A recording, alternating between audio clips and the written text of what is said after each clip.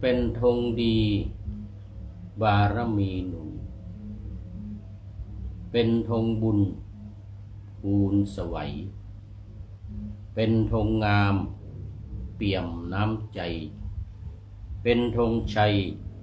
ให้เมตตาเป็นธงทานน้ำไมให้เลิศล้ำเป็นธงธรรมให้รักษาเป็นธงปฏิบัติวิปัสสนาช่วยรักษากายและใจขอถวายความนอบน้อมแด่พระรัตนตรัยมีพระพุทธเจ้าเป็นต้นขอถวายความเคารพพระมหาเถระพระเถรานุเถระเจ้าคณะพระสังฆาธิการทั่วโลกมีพระเดชพระคุณธรรมเสนาบดีเจ้าคณะภาค7วัดพระธาตุดอยสุเทพเป็นต้นและขออำนวยพรแด่ท่านผู้ฟังท่านผู้ชมสาธุชนพุทธบริษัททั้งหลายวันนี้รายการธรรมทัศน์ของวัดพระธาตุดอยสุเทพออกอากาศทางสถานีวิทยุวปท2จังหวัดเชียงใหม่มีร้อยเอกจำนงปัญญาวัฒโนเป็นหัวหน้าสถานีและอาตมภาพพระครูปริยัติยานุศาสตร์เป็นผู้บรรยายเป็นประจำทุกวันเวลา 7:30 นาทีถึง 8 นาฬิกาวันนี้ก็บันทึกเสียงล่วงหน้ามา1 วันจากวัด7 ลินตำบลพระสิงห์เขต 2อำเภอเมืองจังหวัดเชียงใหม่ซึ่งขณะนี้ผู้พูดกำลังพักผ่อนอยู่ที่วัด7 ลินเพราะกำลังมีงานบำเพ็ญกุศลทักษิณานุปทานอุทิศให้แก่พระมหาวิษณุจารุธรรมโมผู้มรณภาพล่วงลับไปแล้ว อดีตเจ้าอาวาสวัด7 ลินแห่งนี้ในช่วงเวลาวันที่14ถึงวันที่22จะเป็นวันประชุมเพลิงและวันที่14ถึงวันที่18 5 คืนนี้บำเพ็ญกุศลที่วัด7 ลินและวันที่19ไปถึงวันที่22ก็จะย้ายไปบำเพ็ญกุศลฟังสวดอภิธรรมฟังเทศน์ที่วัดดอยสัพพัญญูและจะทำการชาปนกิจศพเวลาบ่าย 3 โมงในช่วงแรกของวันที่22นั้นก็จะมีการทำบุญใหญ่ทักษิณานุปทานอุทิศส่วนกุศลให้ผู้ร่วงลับให้ผู้ร่วงลับไปแล้วก็คือท่านอาจารย์พระมหาวิษณุจารุธรรมโมสวดพุทธมนต์อาทิตตปริยายสูตรโดยพระสงฆ์ทรงสมณศักดิ์และถวายภัตตาหารเพลแด่พระสงฆ์เลี้ยงอาหารกลางวันแก่ญาติโยมสาธุชนที่มาร่วมงานเวลาบ่ายโมงก็มีพระธรรมเทศนา1 กันหลังจากจบการแสดงพระธรรมเทศนาแล้วก็จะเป็นการทอดผ้าบางสุกุลเป็นชุดชุดละ10 รูป10 รูป10 รูปไปจนถึงเวลาใกล้15 นาฬิกาพระสงฆ์ทั้งนั้นที่อาราธนามาก็ จะได้ร่วมกันวางดอกไม้จันทร์และทำพิธีประชุมเพลิง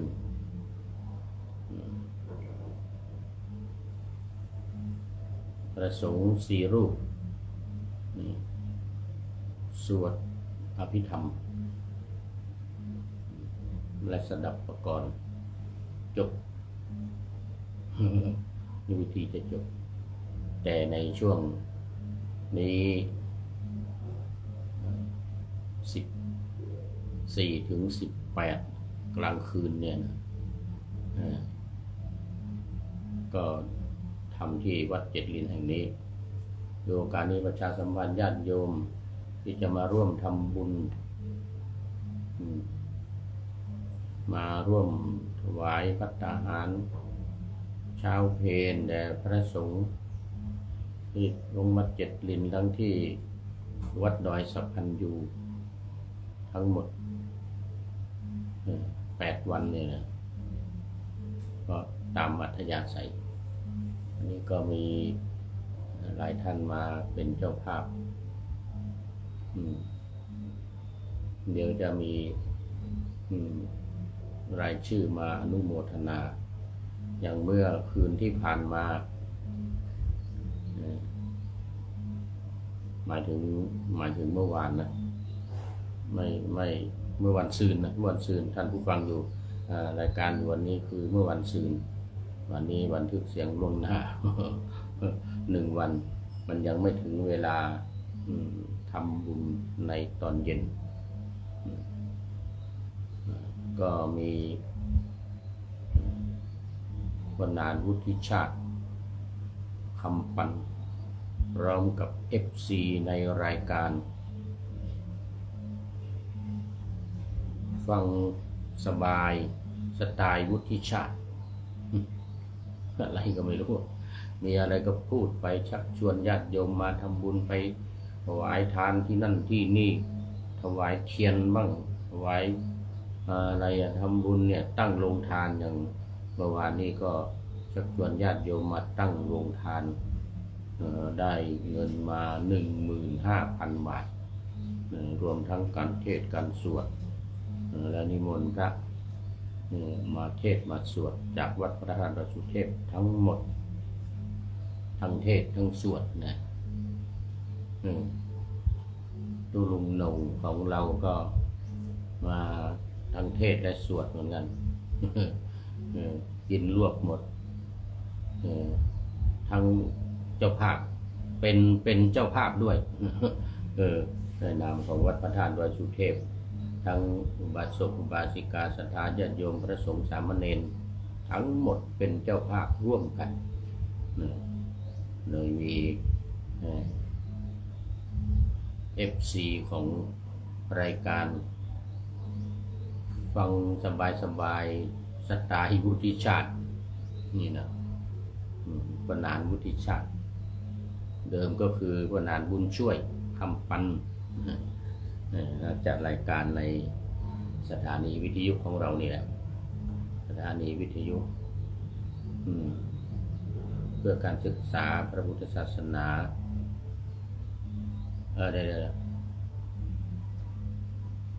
สถานีวิทยุ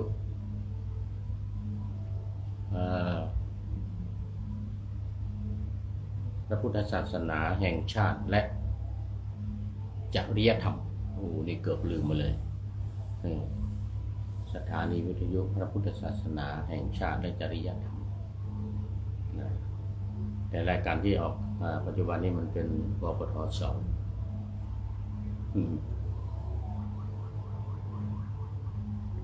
แล้วก็นอกจากนี้ก็มีญาติโยมมานอนค้างอยู่ที่วัดนี้จำนวนมากโอ้แม่เขียงคำรุ่งไพโรจน์มาแล้วเมื่อวานนี้มาเมื่อวานนี้ก็มาถวายภัตตาหารเพลแล้วก็อยู่ฟังเทศน์ฟังธรรมตอนกลางคืนกลับตอนดึกลูกสาวหลานสาวมารับหลานสาวมาปกติก็มานอน ที่วัดเจ็ดลินนี่แหละเป็นลูกศิษย์ก้นกุฏิของท่านอาจารย์พระมหาวิษณุจารุธรรมโมเรียกว่าไปไหนไปกัน เมื่อวานนี้ก็คุยกันว่าต่อไปนี้ไม่มีใครนำแล้วว่างั้นนะ ไม่มีใครนำแล้วผู้พูดนี่ก็หยุดนำแล้วตอนนี้ไป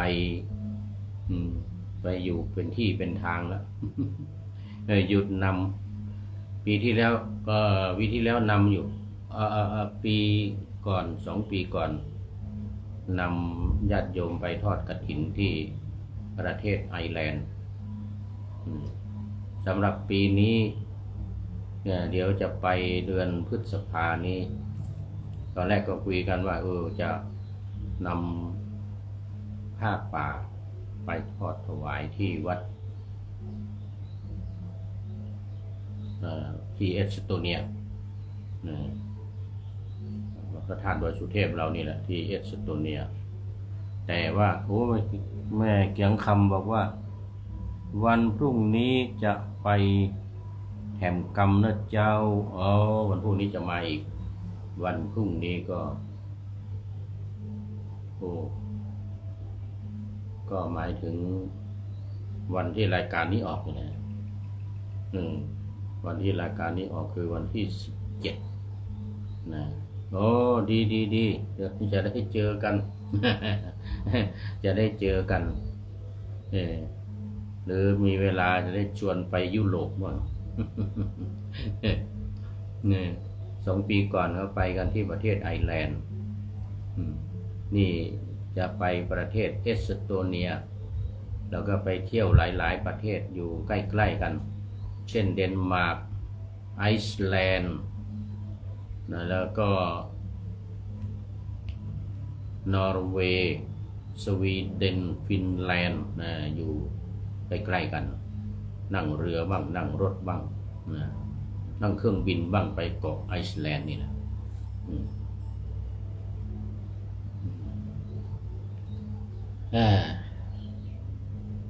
แต่ว่าทำวีซ่ายากหน่อยนี่จะต้องไปทำที่ประเทศอินเดียแต่ถ้าได้ไปอเมริกาก่อนก็จะไปอเมริกาประมาณ3 เดือนแล้วก็ไปทำวีซ่าที่นู่นทำวีซ่าเข้าเอสโตเนียที่นู่นเอาละตอนนี้ก็พูดถึงเรื่องของการบำเพ็ญกุศลก็พอดีแม่เกียงคำรุ่งไพโรจน์เข้ามาพอดี เอาละตอนนี้เข้ามาสู่เนื้อหาสาระของธรรมะกันเลยทบทวนธรรมะที่เป็นคำอุทานของ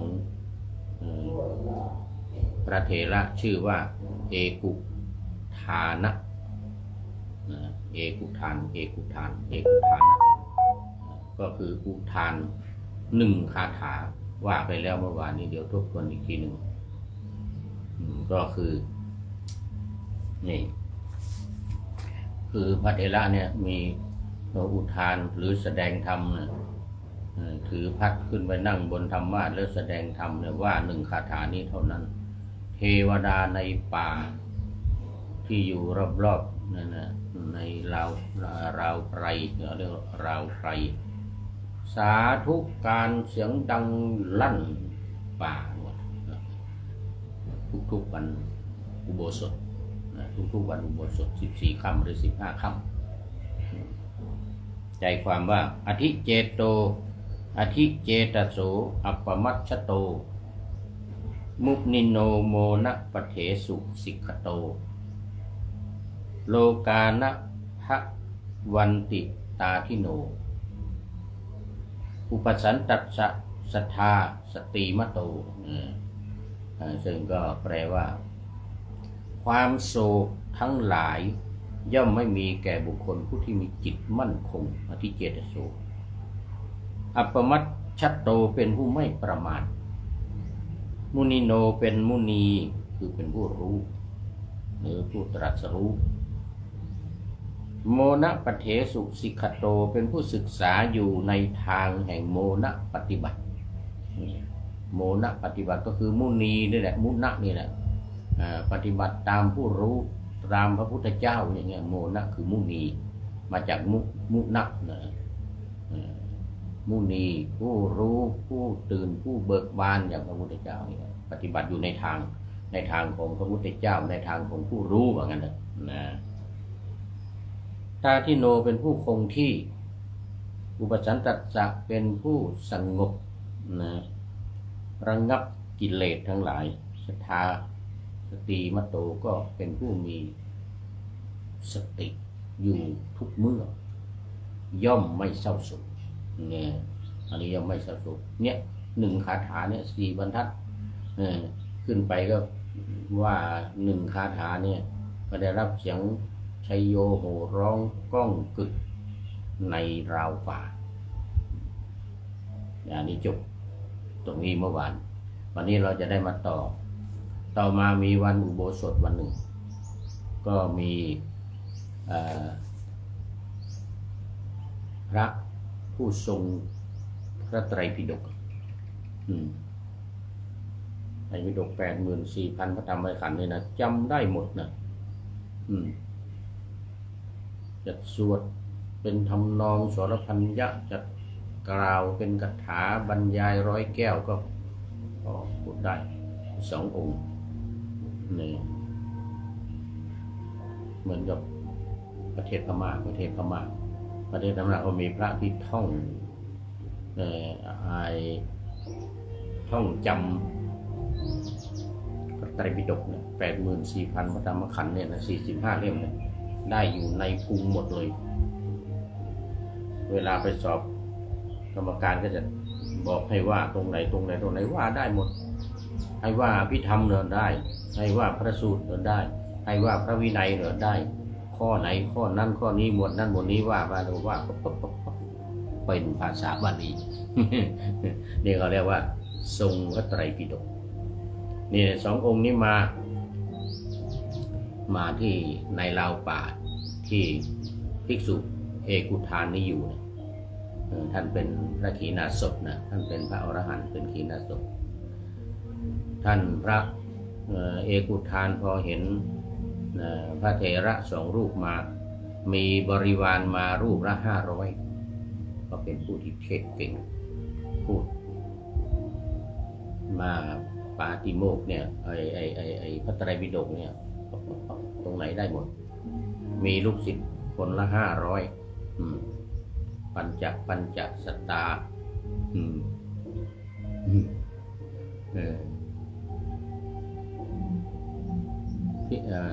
ภิกขุมีลูกศิษย์คนละ500 1,000มาที่สำนักที่ในป่าเนี่ยที่พระเอกุฏานอยู่ไอ้กุฏานเห็นแล้วก็โอ้ดีอกดีใจพุทธมานโสนะเดี๋ยวไปต้อนรับใหญ่เลยพระคุณเจ้าพร้อมทั้งบริวารมาที่นี้นะเป็นการมาดีแล้วเหมือนกันนะเป็นการทำดีเป็นการทำดีแล้วพวกกระผมจะได้ฟังธรรมในสำนักของท่านทั้งหลายเหมือนกันนะพระเถระ2 รูปนะบรรดาเถระ2 รูปรูปหนึ่งก็ตกใจทั้ง2 รูปเพราะท่านพูดว่าพวกกับผมจะได้รับฟังธรรมพวกกับผมยังอยู่คนเดียว อยู่คนเดียวภิกษุรูปหนึ่งก็ถามขึ้นว่าท่านอาจารย์อยู่กันหลายรูปหรือว่างั้นเราว่างั้นรูปเดียวเนี่ยเอาแล้วใครมาฟังธรรมด้วยเทวดาว่างั้นนะเทวดาอยู่รอบๆเนี่ยรู้ได้ยังไงว่าเทวดามาฟังเห็นไหมไม่เห็นแต่ได้ยินเสียงเหมือนกันได้ยินเสียงเวลาผมพูดธรรมะเนี่ยบนธรรมะเนี่ยทุกวันอุโบสถเทวดาจัดสาธุการดังลั่นไปหมดนี่เลยเหมือนกันนะผมก็เลยกล่าวว่ามายังว่านะผมทั้งหลายพวกกับผมเหมือนกันนะเอาอย่างนั้นเลยเหมือนกันนะ อย่างนั้นก็ขอนิมนต์พระคุณเจ้าผู้ทรงพระไตรปิฎกแสดงธรรมเหมือนกันนะวันนี้เป็นวันอุโบสถพอดี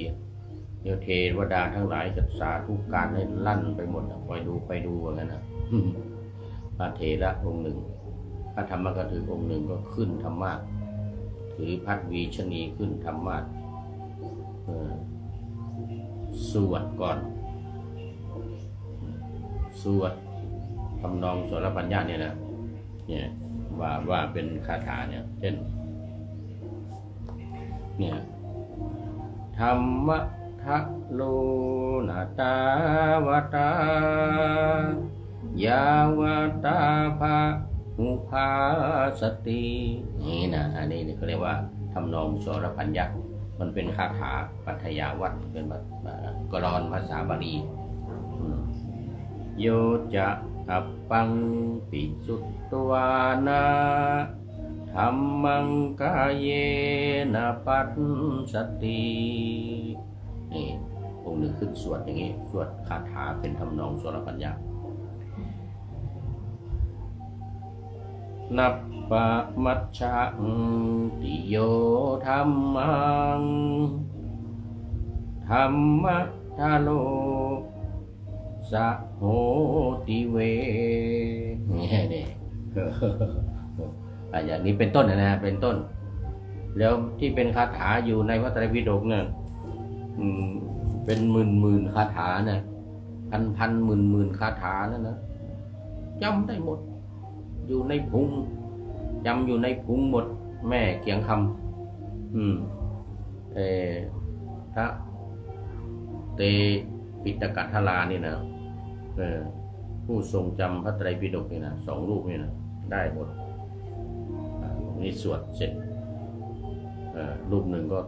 กล่าวเป็น100 แก้วกล่าวธรรมะนะธรรมกถากล่าวเป็นพวกไปธรรมดาอย่างพูดอย่างธรรมดาอย่างพูดธรรมะแต่เป็นพระไตรปิฎกนะพูดพระไตรปิฎกเป็นร้อยแก้วองค์สวดเมื่อกี้เนี่ยเป็น100 กรองนะปรากฏว่าเทวดาไม่สาธุวันนี้เสียงเงียบ โอ้ทั้งสวดจบก็ไม่มีเทวดาสักคนเดียวสักตนเดียวสาธุแต่เวลากล่าวธรรมะคาถาจบก็ไม่มีเทวดาโมทนาสาธุสักเสียงเลยเงียบภิกษุ2 รูปก็ถามท่านพระเถระว่ามันเป็นเรื่องอะไรยังไงเนี่ย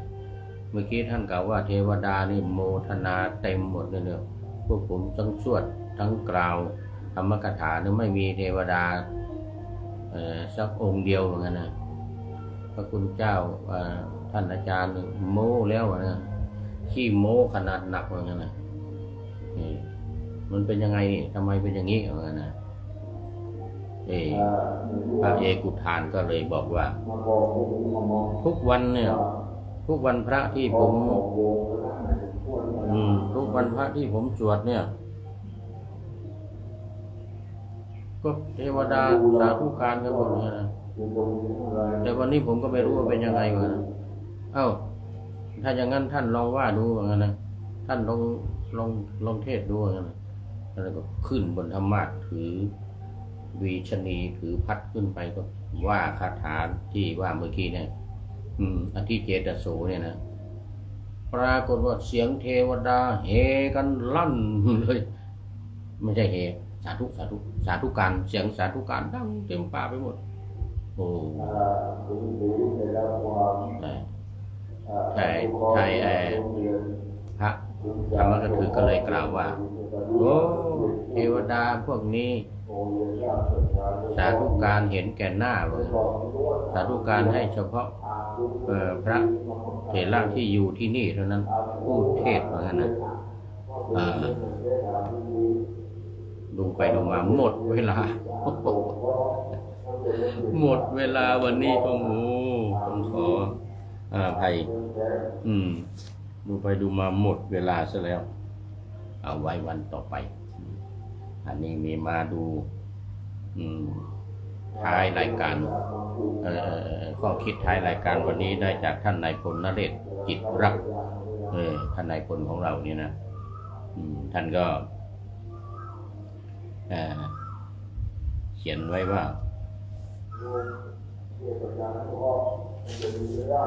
โอ้ไหนล่ะโอ้นี่